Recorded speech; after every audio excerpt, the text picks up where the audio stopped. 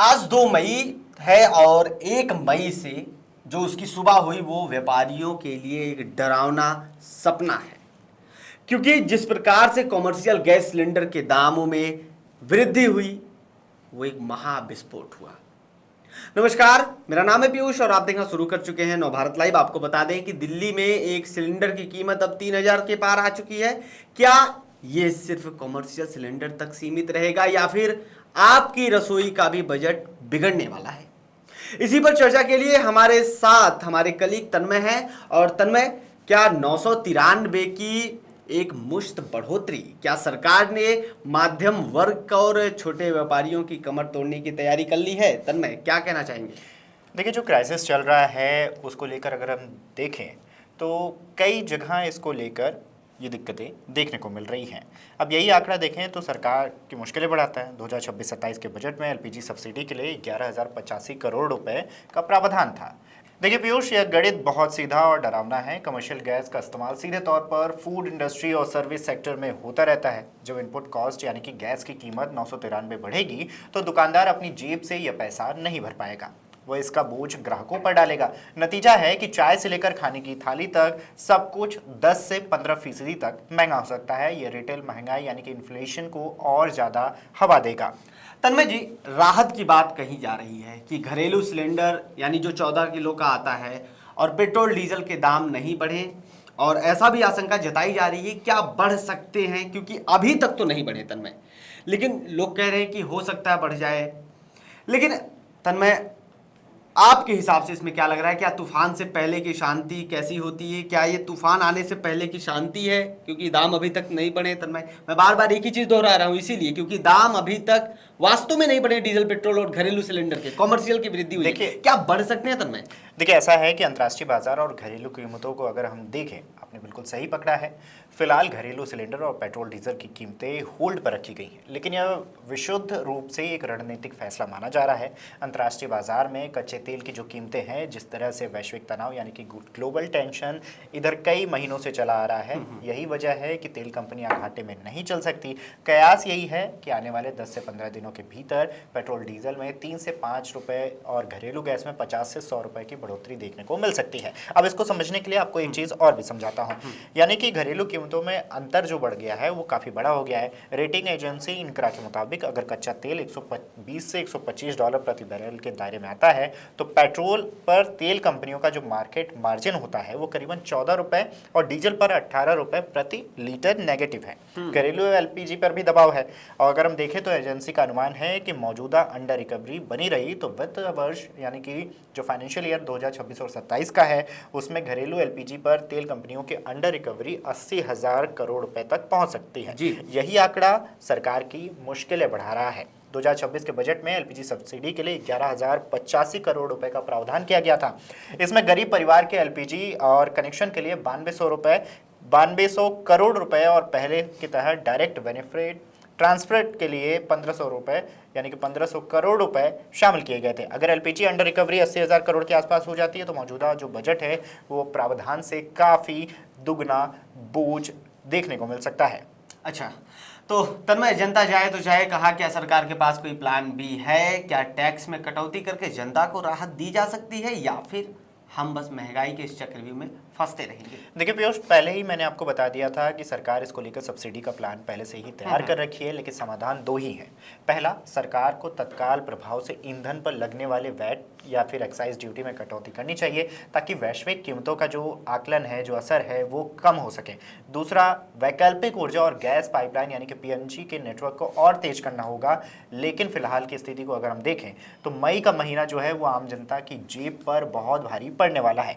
दबाव सिर्फ कंपनियों पर नहीं है, दबाव तेल कंपनियों तक सीमित नहीं है। इन्फ्रा 2026 में उर्वरक सब्सिडी 2.5 से 2.25 लाख करोड़ रुपए पहुंचने का अनुमान है, जबकि बजट को अगर हम देखें तो 1.71 करोड़ रुपए का प्रावधान है। यानी महंगी ऊर्जा का असर सरकारी खर्चे, कंपनी मार्जिन और जनता की जेब तीनों पर भी पड़ सकता है। मतलब तन्मय, साफ है कि अब ये जो असर ये खाली आपकी रसोई तक नहीं बल्कि आपके खेत में भी हो सकती है, किसान भी समस्या में आ सकते हैं। तन्मय, इसको लेकर के हमारे एक संवाददाता एमपी से हैं, उन्होंने कमर्शियल गैस जो विक्रेता उनसे बात की है, तो क्या चल रहा है सबसे पहले एक बार इस पर नजर डालते हैं। जी, मध्य प्रदेश में कमर्शियल गैस सिलेंडर के दामों में अचानक से उछाल आने से सभी ढाबा और रेस्टोरेंट संचालकों में हड़कंप का माहौल मच गया है। यहाँ गैस सिलेंडर के दामों में 993 रुपये की अचानक से बढ़ोतरी की गई है। जी हाँ, जो गैस सिलेंडर पहले लगभग 2100 रुपये में ढाबा और रेस्टोरेंट संचालकों को मिल जाता था, उसके दाम अब 3000 और 3100 रुपये के आसपास बताए जा रहे हैं। अब करीब 3100 रुपये में सभी लोगों को कमर्शियल गैस सिलेंडर उपलब्ध हो पाएगा। इस संबंध में विस्तार से बात करने के लिए अभी हम भोपाल में गैस एजेंसी पर खड़े हुए हैं और सीधे संचालक से हम बात करेंगे और जानकारी लेंगे कि क्या प्रभाव इसका पड़ने वाला है और अब तक क्या चीज़ें इसमें देखी गई हैं। जी, आज अचानक से कमर्शियल गैस सिलेंडर के दामों में 993 रुपये की वृद्धि की गई जी। क्या प्रभाव इसका आप देख रहे हैं? सर क्या महंगाई है और क्या है, बड़ा परेशान होना पड़ रही है सिलेंडर के लिए। 3 दिन 4 दिन की वेटिंग चल रही है।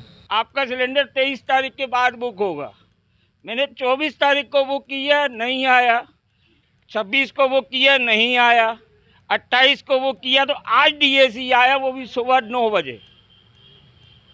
अगर एक दिन पहले बुक हो रही है तो उसमें भी किल्लत नहीं होना चाहिए। अगर आपको दिख रहा है कि जनता की समस्या ये है, अगर वो एक दिन पहले बुक कर रहा है तो नंबर तो आप 6 दिन बाद ही दे रहे हैं ना, आप उस समय बुक कर लें। नंबर भले ही आप 1 हफ्ते बाद दे दें। लगातार गैस की किल्लत, गैस की परेशानी यहाँ पर सभी फेस कर रहे हैं। उसके ऊपर से अचानक से दामों में भी उछाल होना कहीं ना कहीं एक अतिरिक्त भार भी लोगों के ऊपर, प्रदेश के ऊपर डालता है। भोपाल से कैमरामैन अंकित साहू के साथ शिवम दत्त तिवारी। तो खैर तन्मय, आपने सुना कि किस प्रकार से जो विक्रेता है वो कह रहे हैं कि भैया ये महंगाई है, इससे डीलिंग करने में बड़ी समस्या आएगी। क्योंकि तन्मय, एक हिसाब से आपको भी लगता है जैसे एमपी हो गया, यूपी हो गया, बिहार हो गया, जहां पर यहाँ पे जो पिछड़े इलाके हैं वहां तक जनता नहीं समझ पाती, देखा एक बढ़ोतरी, क्योंकि 10, 20, 50 रुपए की बढ़ोतरी, 900 रुपए की, 900 से ज़्यादा बढ़ोतरी तन्मय, तो जनता को समझाना बड़ा मुश्किल हो जाता है। देखिए पीयूष, है क्या कि जब ग्लोबल टेंशन होते हैं तो सरकार के पास पे भी कई रास्ते नहीं होते हैं। अगर ग्लोबल मार्केट में तेल बढ़ेंगे, चीज़ें बढ़ेंगी और जो आयात हो रही हैं चीज़ें, उनको लेकर इश्यूज होंगे तो बढ़ना लाजिम है। सरकार अपने तरफ से सब्सिडी का प्लान तो पहले से ही तैयार कर रखी है। अगर इसको हम इस नज़रिए से देखें, सरकार के पास अभी भी 3 रास्ते हैं। पहला, पेट्रोल डीजल में कहानी ऐसी है कि जो निकट भविष्य में पेट्रोल डीजल की कीमतों में बढ़ोतरी की संभावना से इनकार नहीं किया जा सकता, यानी कि बढ़ोतरी तो हो सकती है। बिल्कुल, ठीक क्योंकि है। हमारे पास बनाने का कोई सिस्टम नहीं है ना।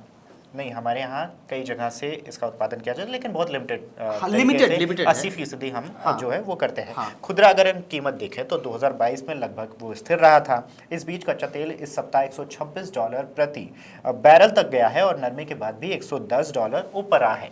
दिल्ली में पेट्रोल 94.77 रुपये लीटर और डीजल 87.67 लीटर तक पहुंच गया है। और अगर हम देखें तो दूसरा, बजट से फिर से क्षतिपूर्ति की जा सकती है। और तीसरा, अगर हम देखें तो कीमतें धीरे धीरे बढ़ाई जाए, इससे बोझ जो है वो जनता पर कम पड़ सकता है। इसका आप देख सकते हैं इस तरीके से जी। तो खैर तन्मय जी, इस गहरी चर्चा के लिए आपका बहुत बहुत धन्यवाद। तो भाई दर्शकों, आपने देखा कि महंगाई का ये मीटर अब 3000 के पार पहुंच गया है और कमर्शियल सिलेंडर महंगा हुआ है, जो आपके जो है रेस्तारन ने के बिल को बढ़ाएगा ज़रूर, महीने के बिल को ज़रूर बढ़ाएगा। आपके सैलरी पे भी असर पड़ सकती है और घरेलू सिलेंडर का ये तलवार भी सर पर लटक रही है। कब जो है सर के आर पार हो जाए, ये कुछ कहा नहीं जा सकता। लेकिन क्या आपको लगता है कि सरकार को पेट्रोल डीजल पर टैक्स कम करना चाहिए? क्या आपको लगता है कि सरकार जिस तरीके से सिलेंडर पे जो टैक्स है उसको कम करना चाहिए? आपकी क्या राय इस पर? आप अपनी राय हमें अपने कमेंट बॉक्स में जो लिखकर बताइए। फिलहाल जुड़े रहिए, मिलते रहेंगे हम और तन्मय किसी खास टॉपिक पर चर्चा करते। बहुत बहुत शुक्रिया।